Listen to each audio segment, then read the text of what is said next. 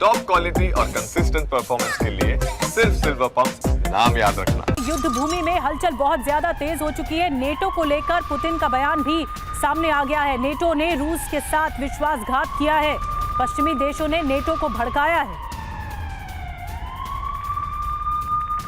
Kulkarni sir, एक बार फिर से आपसे मैं आ रही हूँ इसी सवाल के साथ। अभी पुतिन की ये मंशा है और ऑब्जेक्टिव भी कि इस नेटो को उतरने नहीं देना है इस युद्ध में। और जैसा कि कौशिक सर कहते हैं, अब नेटो नहीं रहा, वो यूरोप बन गया है पूरी तरह से।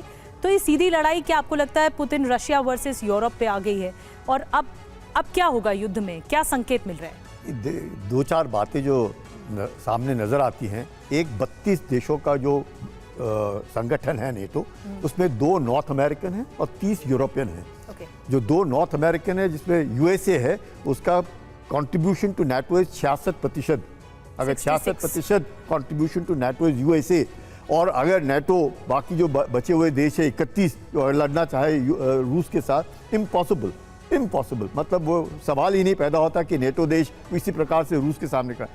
उसके बाद जिस प्रकार से ट्रंप और पुतिन के जो संबंध हैं और जो वो लड़ाई बंद करवाने की कोशिश में हैं, और पुतिन भी चाहते हैं कि इस लड़ाई को किसी न को बंद हो जाए।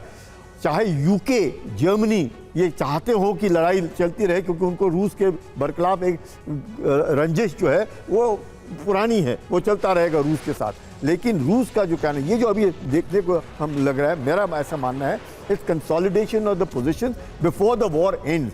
यानी कि जो जैसे रूबियो बार बार ये कह रहे हैं कि रूस नहीं चाहता है जो जगह उन्होंने यूक्रेन की पकड़ी है वो दे दें। यूक्रेन चाहता है कि from a position of strength हम नेगोशिएट करेंगे। अब वो पोजीशन ऑफ स्ट्रेंथ आने में दिक्कत आ रही है। अगर 500 ये ड्रोन्स अगर रूस इस्तेमाल कर रहा है, तो 50 से 1 ड्रोन यूक्रेन भी इस्तेमाल कर रहा है। तो दोनों तरफ तबाही हो रही है, लेकिन वो तबाही उस तरीके से नहीं हो रही है। और यूक्रेन खुद लड़ने की काबिलियत नहीं है। वो 32 देशों की काबिलियत इकट्ठी करके लड़ रहा है। मतलब boots on ground Ukraine, equipment complete NATO का इक्विपमेंट। और आर्टिकल 5 क्या कहता है ऑफ नेटो? आर्टिकल 5 ये कहता है अगर नेटो देश के ऊपर किसी भी एक देश पे हमला होगा तो सारे के सारे जो देश हमला करेगा उसके बरखिलाफ हम हमला करेंगे।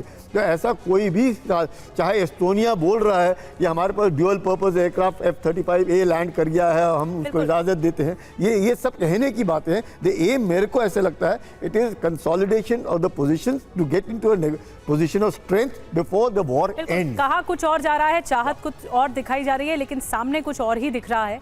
बड़ी बात कही, और चाहत तो दोनों मुल्कों की है, चाहे वो रूस की हो, अमेरिका की हो और यूक्रेन की हो। अब देखना ही होता है कि हावी कौन कोशिश करता है होने की।